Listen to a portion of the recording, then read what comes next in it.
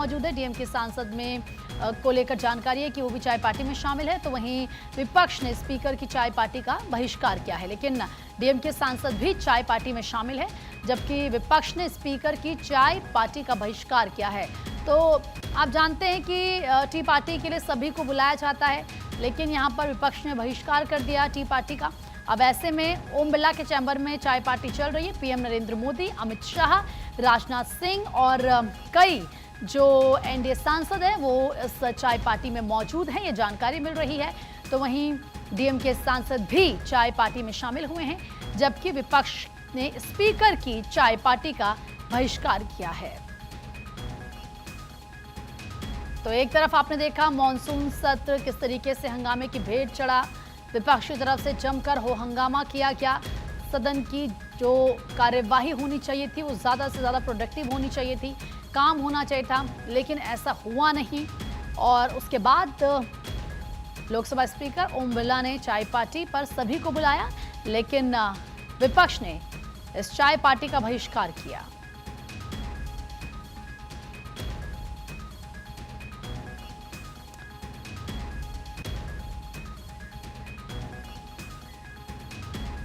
और देखिए हंगामे की भेंट चढ़ा संसद का मानसून सत्र। लोकसभा अनिश्चितकाल के लिए स्थगित की गई। स्पीकर ओम बिरला ने इसका ऐलान किया। 20 जुलाई को शुरू हुआ था संसद का मानसून सत्र।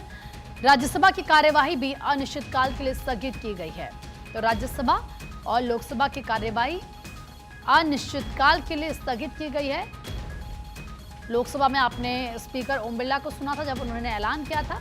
अब 20 जुलाई को क्योंकि शुरू हुआ था संसद का मानसून सत्र, लेकिन अनिश्चितकाल के लिए स्थगित हो चुकी है लोकसभा की कार्यवाही, तो वहीं राज्यसभा की कार्यवाही भी अनिश्चितकाल के लिए स्थगित हुई है। आज आखिरी दिन मानसून सत्र का था।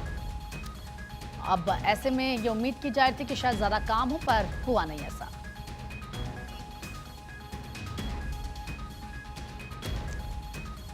तो वहीं हमने देखा कि किस तरीके से राज्यसभा में विपक्षी सांसदों ने हंगामा किया। खरगे ने हल्द्वानी में शुद्धिकरण का मुद्दा उठाया।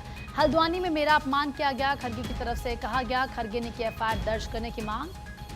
अनटचेबिलिटी एक्ट के तहत एफआईआर हो, उनकी तरफ से कहा गया। राज्यसभा में खरगे को फिर जेपी नड्डा ने भी यहां पर जवाब दिया। बीजेपी ऐसी घटनाओं का समर्थन नहीं करती, उन्होंने कहा। यह गंभीर विषय है, हम सबके लिए ये दुखदायी है। जेपी नड्डा ने कहा ऐसे कृत्य की भर्त्सना मैं करता हूं और जांच होनी चाहिए। तो देखिए जब मल्लिकार्जुन खड़गे की तरफ से मुद्दा उठाया गया राज्यसभा में, उस वक्त तस्वीरें हम आपको दिखाई रहे थे और उन्होंने हल्द्वानी में शुद्धिकरण का मुद्दा उठाया। उन्होंने कहा कि हल्द्वानी में मेरा अपमान किया गया। ये बात मल्लिकार्जुन खड़गे की तरफ से कही गई। उन्होंने कहा कि एफआईआर दर्ज करने की मांग मैं करता हूं और अनटचेबिलिटी एक्ट के तहत इस पर केस दर्ज होना चाहिए।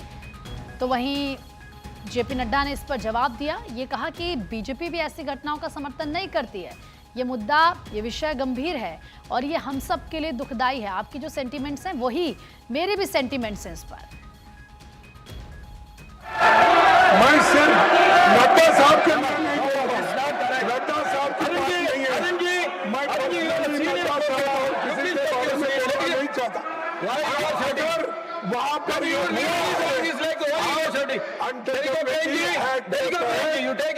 रजिस्टर करो, अरेस्ट करो, पुलिस स्टेशन में, यही मेरी मांग है।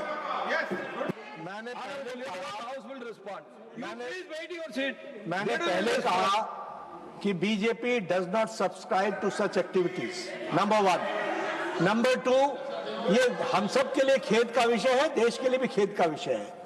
हम इसकी तहकीकात भी करेंगे, लेकिन उसके बाद खड़गे साहब कहे कि तुम ऐसा करते हो, तुम ऐसा करते हो, यह उचित नहीं है।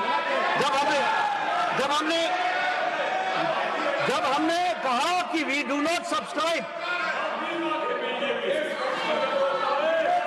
whoever has done it, it is wrong.